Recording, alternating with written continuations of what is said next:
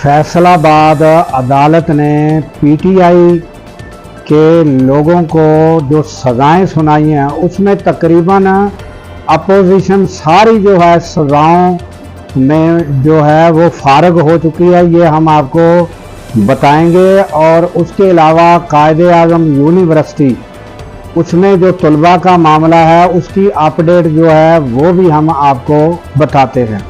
अस्सलाम वालेकुम, मैं हूं अब्दुल गफ़ार। नाज़रीन, ताज़ा तरीन जो फैसलाबाद अदालत से पीटीआई की जो तकरीबन क़यादत है उस समेत 180 अफराद को सज़ाएँ सुनाई गई हैं और 10-10 साल की सज़ाएँ हैं।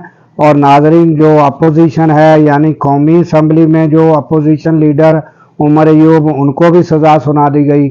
सेनेट में अपोजिशन लीडर जो हैं शिबली फराज उनको भी सज़ा सुना दी गई। और पंजाब असम्बली से मलक अहमद भच्चर जो है वो पहले ही उनको सज़ा सुनाई जा चुकी है।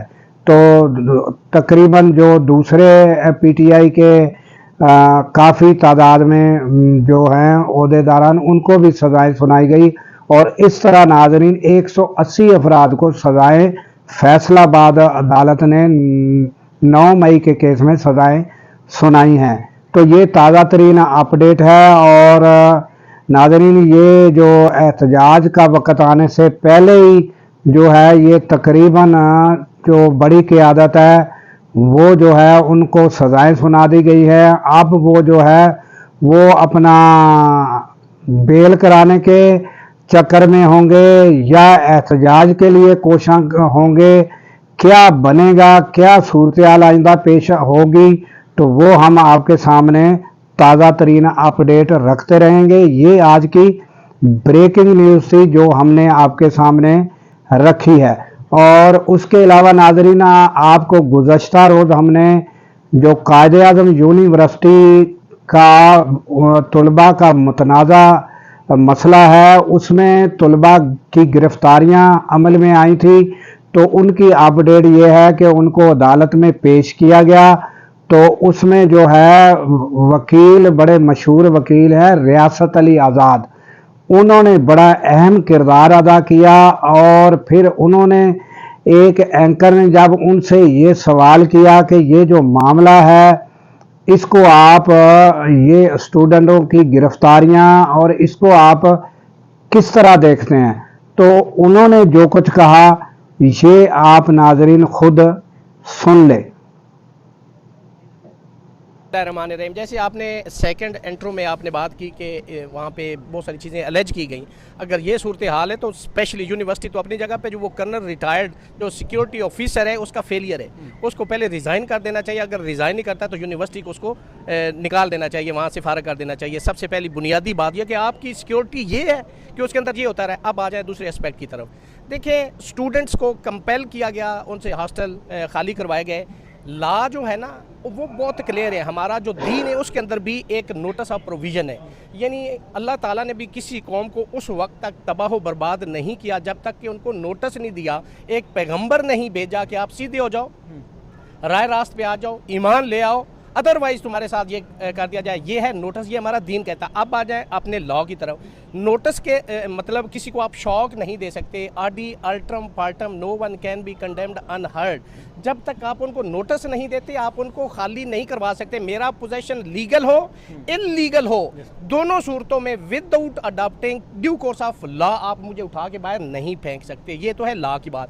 अब स्टूडेंट्स के साथ ज्यादती हुई, जब स्टूडेंट्स के साथ ज्यादती होती तो ये हमारी यूथ है, ये मेरा मुस्तकबिल है, ये कायद का मुस्तकबिल है, ये इलामा इकबाल का मुस्तकबिल है, ये पाकिस्तान का मुस्तकबिल है। कल की भाग दौड़, ये जजेस भी यही होंगे, सीएसपी ऑफिसर भी ये होंगे, आईजी डीआईजी ये होंगे, वकला ये होंगे, इंजीनियर डॉक्टर ये होंगे। आपने उनके साथ गैर इंसानी सलूक किया, उनके ऊपर आपने ऐसे ऐसे एलिगेशन लगाए।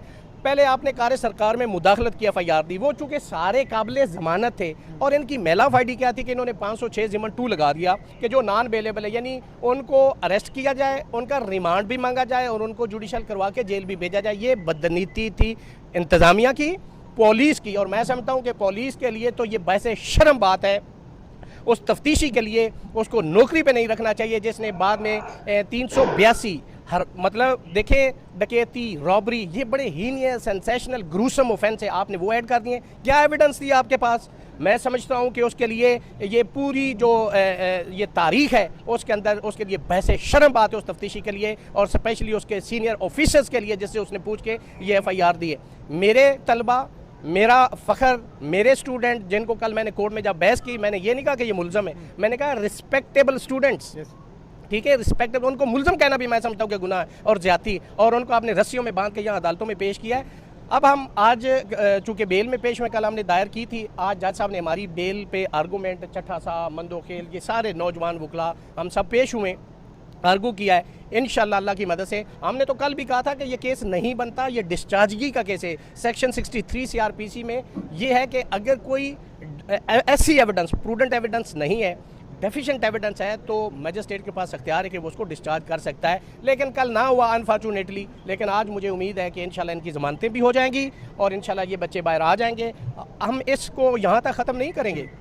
जो लोग इनके अंदर मुलव्वस हैं, चाहे वो सिक्योरिटी के हैं वहाँ यूनिवर्सिटी इंतज़ामिया है, पुलिस है, हम अपनी लीगल रेमेडी अवेल करेंगे, उनके खिलाफ प्रोसीड करेंगे। ये इतना बड़ा जुल्म किया कि कल यहाँ पे आपने देखा, आपने कल भी इसको रिपोर्ट किया है, इस कचहरी के अंदर जो तलबा के साथ किया गया है। देखिए, इस मुल्क के अंदर पहले पोलराइजेशन बहुत ज़्यादा है, लॉलेसनेस बहुत ज़्यादा है, यहाँ पे कोई आइन कानून की बात नहीं हो रही। इस मुल्क के अंदर अगर आप देखें 26वीं तरमीम से अदलिया और इदारे ख़त्म हो गए हैं। तो नाज़रीन, आपने ये सारी गुफ्तगू जो है रियासत अली आज़ाद की सुनी कि ये जो हमारे कायद-ए-आज़म यूनिवर्सिटी के स्टूडेंट हैं, ये पाकिस्तान का आने वाला फ्यूचर है, और इनके साथ क्या ज़्यादती हुई है, कितनी ज़्यादती हुई है, और ये अनलीगली सारा मसला हुआ है, ये सब आपको रियासत अली आज़ाद ने बड़े अच्छे तरीके से सामने रख दिया है। लिहाजा नाज़रीन, हमें दीजिए इजाज़त कि अल्लाह ताला पाकिस्तान की खैर फरमाए, पाकिस्तान की सरहदों की खैर फरमाए, और सरहदों पर मामूर हमारे जवानों को अल्लाह ताला शाद व आबाद रखे। क्योंकि नाज़रीन, जब हम रातों को सो रहे होते हैं, वो सरहदों पर जाग रहे होते हैं। अल्लाह हाफिज़।